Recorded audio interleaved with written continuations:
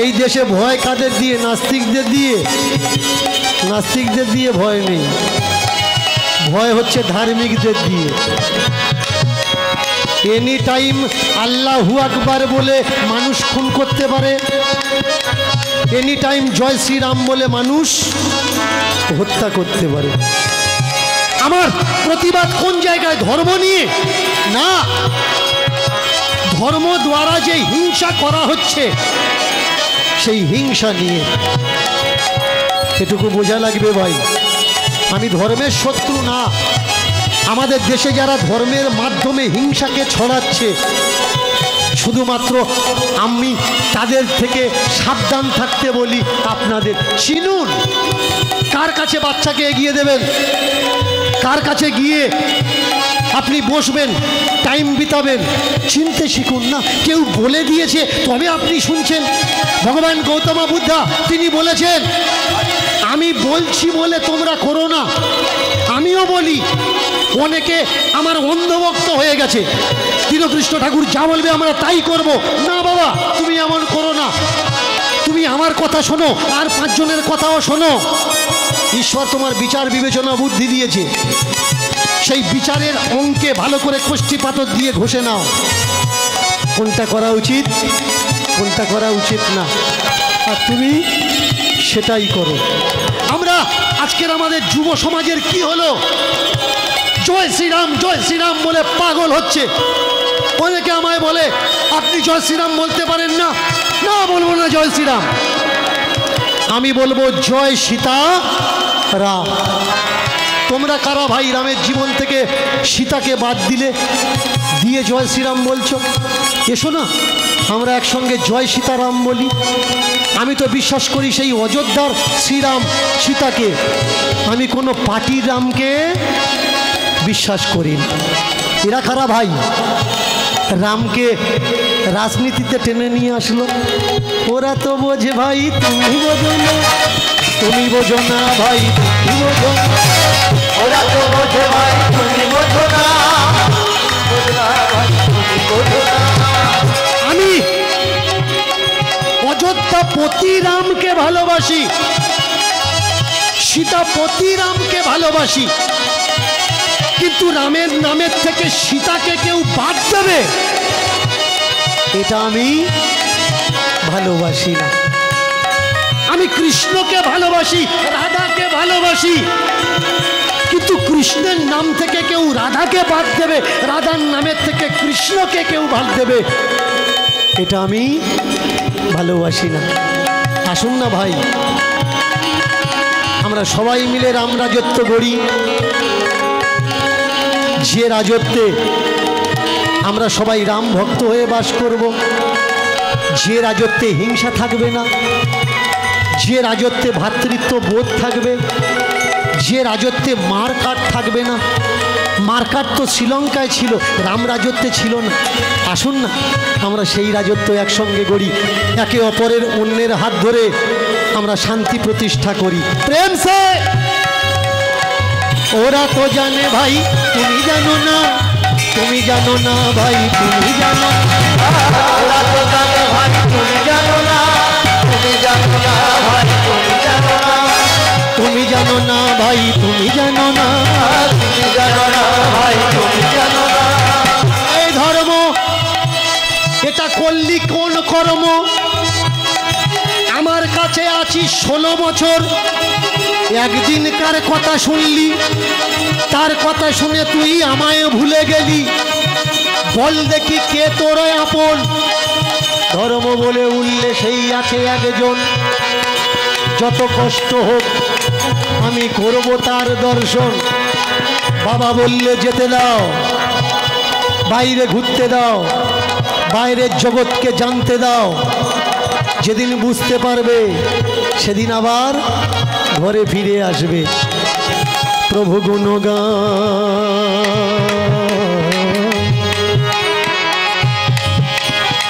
প্রভুর গুণগান করতে করতে ধর্ম বাড়ি ছেড়ে গেল বাইরে সেই গাছতলায়, যেখানে গুরুরূপী বসে আছে গোসাই। করো জোর করে বলে ও গো গোসাই ঠাকুর, নিয়ে চলো আমার ঈশ্বরের কাছে, সে দেখি আছে কত দূর। জিজ্ঞেস করবো যদি তুমি আসল হবে, তাহলে সংসারে কেন নকল বাবা মায় আমায় দিলে? কোন অপরাধ করেছি যে আমায় তুমি দূর করে দিলে? ছোট্ট মনের নানান রকম প্রশ্ন গুছিয়ে রেখেছি হৃদয়ে সতৃষ্ণ। আমায় এবার নিয়ে চলো ধর্ম আর বাবাজি চলেছে নাচতে নাচতে হিমালয়ের পথে। খিদে যখন পায় দুটো হাত পেতে ভিক্ষা চায়, পেতে দাও দয়া। এইভাবে কেটে গেল তার অনেকগুলো বৎসর। চিন্তা করছে ধর্ম যার জন্যে বাড়ি ছেড়েছি, তাকে তো এখনো পেলাম না পেলাম না পেলাম না। ও গো গুরুদেব,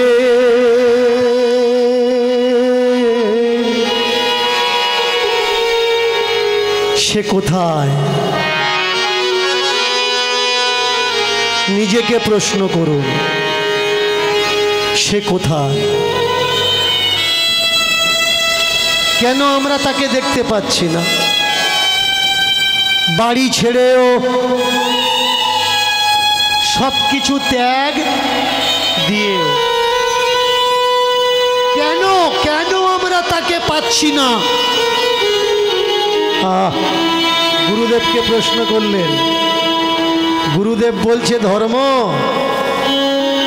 একদিনে কি পাবি তাকে বাবা? কোটি কোটি জন্ম তপস্যা করে অনেকে পায়নি। তুই এই কবছর তাকে খুঁজছিস, পাবি? ধর্ম বললে, গুরুদেব এ জন্মে না হয় তাকে খুঁজলাম, আগের জন্মে যদি আমি জন্মই না পাই তাকে খুঁজবো কি করে? তাহলে তো গুরুদেব ঘুরে ঘুরে আমার জীবন শেষ করলে হবে না। বাড়িতে আমি লবণের মালা না নিয়ে ভাত খেতাম না। মাকে বলতাম লবণের বাটিটা এদিকে দাও। জল তৃষ্ণা পেলে মাকে বলতাম এক গ্লাস জল দাও। খিদে পেলে বলতাম মায়ের উপর রাজ দিতাম, মা খেতে দাও।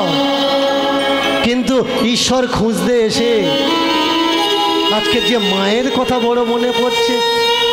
খিদে পেলে ভিক্ষা চাইতে হয়, লবণ কম হলেও খেয়ে নিতে হয়। সুখ শান্তির জায়গাটা আর নেই। মাটিতে শুতে হয়, গাছতলায় শুতে হয়, মাথার উপরে ছাদ থাকে না। কিন্তু আমরা যতক্ষণ বাপমার কাছে থাকি, শক্ত বালিশ যদি দেয় তেজ দেখাই, বিছানা যদি অপরিষ্কার হয় তেজ দেখাই। কিন্তু এখানে তো আমার মাটিতে শোয়া লাগছে। গুরু বললে, আরে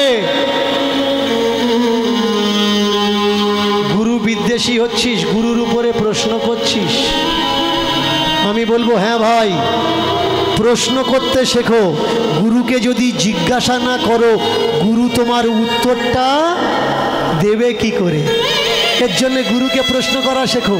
আর যে গুরু তোমার প্রশ্নতে বিরক্তি বোধ করবে, জানবে তোমার প্রশ্নের উত্তর ওই গুরুর কাছে নেই। চমৎকার বিষয় দেখো। গুরু ত্যাগ দিয়ে ধর্ম কয়েক বছর ঘুরে ঘুরে এবার আসছে বাড়িতে ফিরে। 16 বছরের ছেলেটা আস্তে আস্তে মুখে দাড়ি চলে এসছে, দাড়ির চিহ্ন চলে এসছে। যে পথে গেছিল হাঁটতে হাঁটতে সেই পথে ফিরেছে। ফিরে দেখছে ধর্ম কর্ম এখন বিয়ে করেছে, তার একটা বাচ্চা হয়েছে, আর সেই বাচ্চাটা কোলে করে নিয়ে তার বাবা মা খেলা করছে, আর কর্মের স্ত্রী সংসারের কাজকর্ম করছে। বাহির দরজায় এসে ধর্ম ডাক দিলে মা, চেনা সেই আওয়াজ, সেই আওয়াজ, কণ্ঠস্বর শুনে বেরিয়ে আসলো মা তাড়াতাড়ি করে, কে রে, কে বাপ? আমার ধর্ম নাকি? ধর্ম বাইরে নয় ভাই, ধর্ম ঘরে। তাই তো ধর্ম, ধর্মের ভুল বুঝতে পেরে ফিরেছে তারা ঘরে। মাগো, বুঝে দেখলাম বাইরে গিয়ে, বাইরে কিছু নাই, যত কিছু সুখ শান্তি সংসারেতে হয়। আমার কথায় কিছু মানুষ রাগ করছে, আমি বলছি বাবা মা ভগবান, আর ওরা বলছে বাবা মা ভগবান নয়। আমাদের তৈরি করা পুতুলগুলো ভগবান। কে ভগবান ভাই? কে বড় সংজ্ঞা, বড় বোঝার জায়গা। তোমার ব্যথা, তোমার কষ্টে আগে তোমার পাশে কে এসে দাঁড়াবে? তোমার ঈশ্বর নাকি তোমার বাবা মা? মরার পরে যদি আমরা তার কাছে যাব, যখন যাব তখন দেখব এখন যাদের কাছে আছি এখন তাদের দেখি, তারা আমাদের দুনিয়াতে নিয়ে এসছে কেন? কোনো একটা আশা করে। সেই আশার মুখে ছাই দিয়ে আমরা যদি পালিয়ে চলে যাই সংসার থেকে, ধর্মের মা বলে উঠল, বুঝেছিস সেদিন বলছিলাম ঈশ্বর কোন জায়গায় নেই? আছে অনলে, আছে অনিলে, আছে বিটুপি লতায়, আছে জলদের গায়ে, বিটুপি লতায়। কোন জায়গায় নেই তিনি? যেখানে তুমি আছো সেখানে আছে, যেখানে তুমি নেই সেখানেও আছে, যেখানে জীব জগৎ আছে সেখানেও আছে, যেখানে জীব জগৎ নেই তিনি সেখানেও আছে। ঈশ্বর কি? কোনো মানুষের ভেতরে যদি ঐশ্বরিক চিন্তা আসে, তার ভিতরে কি হয়? যত কিছু অপবিত্র চিন্তা তা ছেড়ে পালিয়ে যায়। ঈশ্বর কি? ঈশ্বর একটা ব্যতিক্রমী নেশার মতো। যেমন যারা গাঁজা ধূম্রপান করে, যখন গাঁজা খায়নি দেখবেন সে উত্তেজিত, আর গাঁজাটা খেয়েছে, ভাঙটা খেয়েছে, সিদ্ধিটা খেয়েছে, যদি কেউ গন্ডগোল করতে আসে ওই নেশা করা লোকটা বলে দেয়, ভাই কেন ঝগড়া করছিস, কেন কি হবে ঝগড়া করে, কদিন বাঁচবি, কদিন থাকবো। ঠিক ঈশ্বর ভাবনাটা কি? নেশার মতো হয়। দেখবেন মদ খাচ্ছে যে ছেলেটা, যখন মদ খায়নি এমনি সে দাঁড়িয়ে কারোর সামনে সত্যিটা বলতে পারছে না, কিন্তু যখন নেশা করেছে যেই থাকুক কাউকে মারছে না, দাঁড়িয়ে সত্যি কথাটা সকলের সামনে বলে দিচ্ছে কোনটা ন্যায় আর কোনটা অন্যায়। তেমনি ঈশ্বর চিন্তা যদি কোনো মানুষের ভিতরে প্রবেশ করে, তার ভিতরে আর বদ থাকতে পারে না, খারাপ থাকতে পারে না, হিংসা থাকতে পারবে না।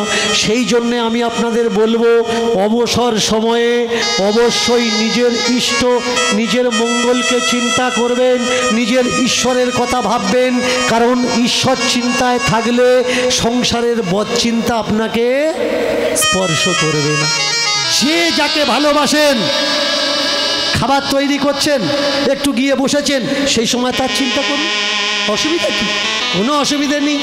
আমাদের ঈশ্বর ছাড়লেও চলবে না, আবার জুড়লেও চলবে না। আমাদের সবাইকে নিয়ে চলা লাগবে, আমাদের সমাজকে, মানুষকে বলা লাগবে, ভাই অনেক সম্প্রদায় এমন আছে বিশ্বের সামনে তারা দোষী হয়ে গেছে, ধর্ম করতে গিয়ে তারা টেররিস্ট নাম নিয়ে নিয়েছে। কিন্তু এসো না ভাই, আমরা আমাদের শাশ্বত সনাতনকে পৃথিবীর মাঝখানে এইভাবে ছড়িয়ে দেব, আমাদের ধর্মকে মানুষ গ্রহণ করবে আর বলবে সনাতন মানে শান্তির ধর্ম, সনাতন মানে প্রেমের ধর্ম, সনাতন মানে ভ্রাতৃত্বের ধর্ম, সনাতন মানে মিলনের ধর্ম, সনাতন মানে জ্ঞানের ধর্ম, সনাতন মানে চেতনের ধর্ম, চৈতন্যের ধর্ম। সনাতনে প্রবেশ করলে জীবনে আর কিছু লাগে না। আর সেটা প্রতিষ্ঠা করতে হবে কাদের? আমাদের। উপর থেকে কেসে কেউ আমাদের এমন করে দেবে না। প্রেম সে বলুন শাশ্বত সনাতন কি? শাশ্বত সনাতন কি? শাশ্বত সনাতন কি? পিতামাতা ভগবান কি? পিতামাতা ভগবান কি? পিতামাতা ভগবান কি? আপন আপন গুরুদেব কি? আপন আপন গুরুদেব কি? আমাদের দেশের মহান মানবগণ কি? অবতারগণ কি? হ্যাঁ, এই সূত্রে ছেলেটাকে কাছে ডেকে কোল দিলে ধর্ম বলে উঠল, মা আমি তোমাদের এত কষ্ট দিয়েছি, বাড়ি ছেড়ে চলে গেছি, তবু তুমি আমাকে বুকে জড়িয়ে ধরলে।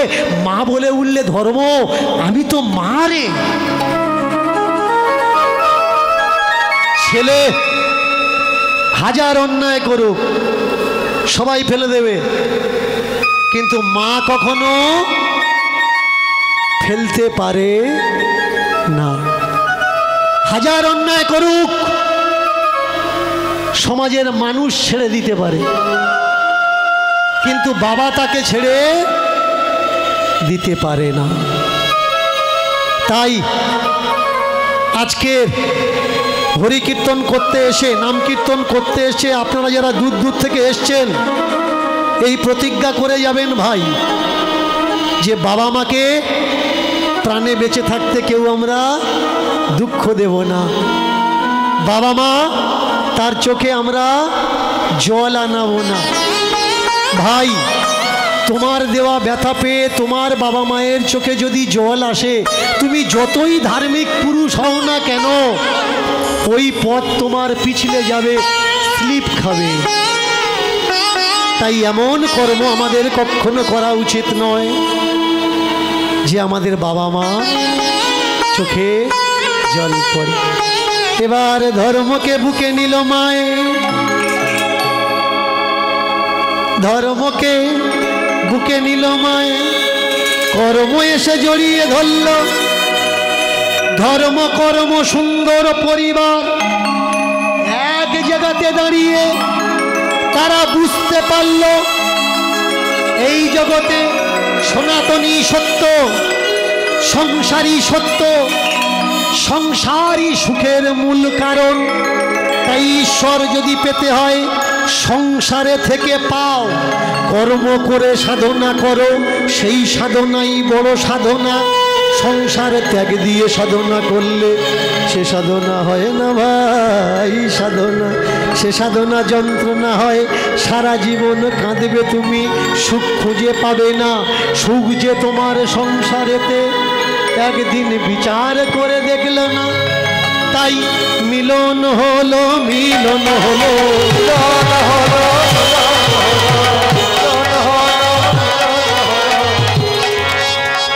প্রসাদ বিতরণ হবে এবং হরিলুট হবে। কেমন? আপনারা প্রসাদ পাবেন, হরিলুটও পেয়ে যাবেন। প্রেম সে এবার মিলন হলো, মিলন হলো।